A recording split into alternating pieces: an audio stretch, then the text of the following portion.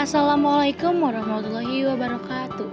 Selamat datang di Praktikum 3 Pengamatan Fermentasi Alkohol oleh Sajharamisi Seresefa. Kami dari kelompok 4 Biologi yang beranggotakan 1. Robi Herdianto, Wafa Wasilatun Najah, Salma Hulida, Nadia Julianti, Kania Hasna Purnama, Adelia Marsyafa, dan Naisa Rainandini. Di sini yang pertama akan dijelaskan yaitu adalah latar belakang. Fermentasi adalah proses biokimia yang mengubah karbohidrat seperti gula menjadi alkohol dan gas karbon dioksida. Proses ini terjadi secara alami dan telah dimanfaatkan manusia sejak zaman dahulu untuk menghasilkan berbagai produk makanan dan minuman. Air berfungsi sebagai pelarut yang memungkinkan gula dan ragi bercampur secara merata. Selain itu, air juga menyediakan lingkungan yang sesuai bagi pertumbuhan sel-sel ragi. Lalu yang kedua ada gula. Gula yaitu adalah sumber makanan utama bagi ragi. Melalui proses fermentasi, ragi akan memecahkan gula menjadi alkohol dan gas karbon dioksida. Dan yang ketiga yaitu adalah ragi. Ragi adalah mikroorganisme uniseluler yang mengandung enzim tertentu. Enzim-enzim ini berperan penting dalam mengubah gula menjadi alkohol dan gas karbon dioksida.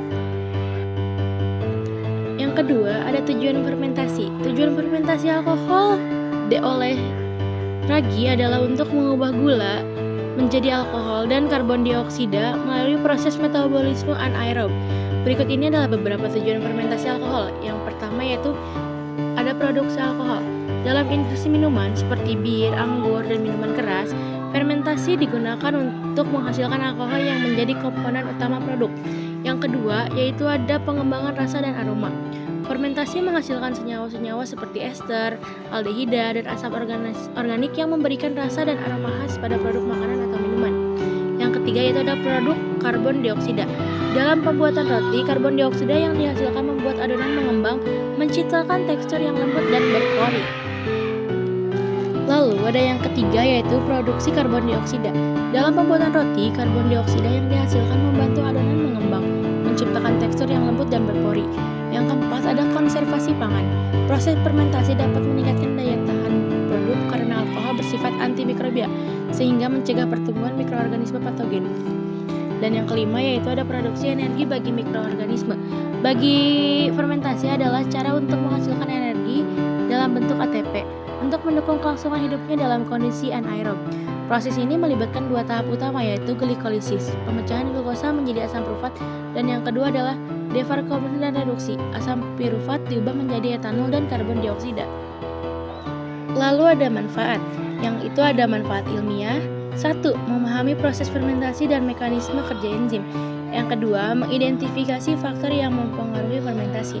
Yang ketiga, mengembangkan teknologi fermentasi yang lebih efisien. Yang keempat, mengetahui peran ragi dalam produksi alkohol. Lalu ada manfaat pendidikan, yaitu membantu siswa memahami konsep bioteknologi dan mikrobiologi. Yang kedua, mengembangkan keterampilan pengamatan dan analisis. Yang ketiga, meningkatkan kesadaran akan pentingnya fermentasi dalam kehidupan sehari-hari.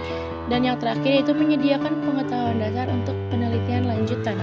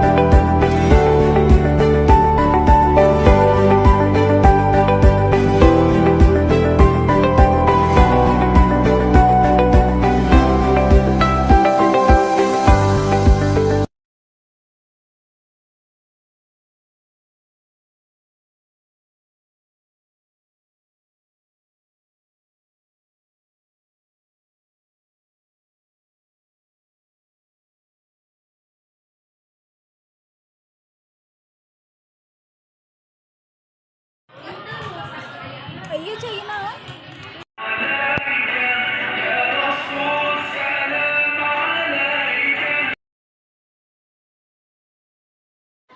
Nah, dari materi yang sudah dijelaskan yaitu ada kesimpulan. Kesimpulan utamanya, ragi dapat mengubah gula menjadi alkohol melalui proses fermentasi. Proses fermentasi dipengaruhi oleh faktor suhu, pH, kadar gula, dan oksigen. Yang ketiga, kadar alkohol meningkat seiring waktu fermentasi. Yang keempat, fermentasi alkohol memiliki potensi dalam produk minuman keras, befuel, dan obat-obatan. Lalu ada kesimpulan ilmiah. Yang pertama, fermentasi alkohol melibatkan enzim-enzim seperti Z16 dan invertase. Yang kedua, proses fermentasi terjadi dalam dua tahap, fermentasi aerob dan anaerob. Yang ketiga, ragi memiliki kemampuan adaptasi tinggi terhadap lingkungan. Dan yang terakhir, fermentasi alkohol dapat dioptimalkan dengan mengatur kondisi lingkungan. Mungkin cukup sekian dari kami.